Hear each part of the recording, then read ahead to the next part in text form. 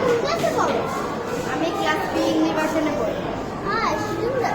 ওকে, তুমি এখন কি দেখছো?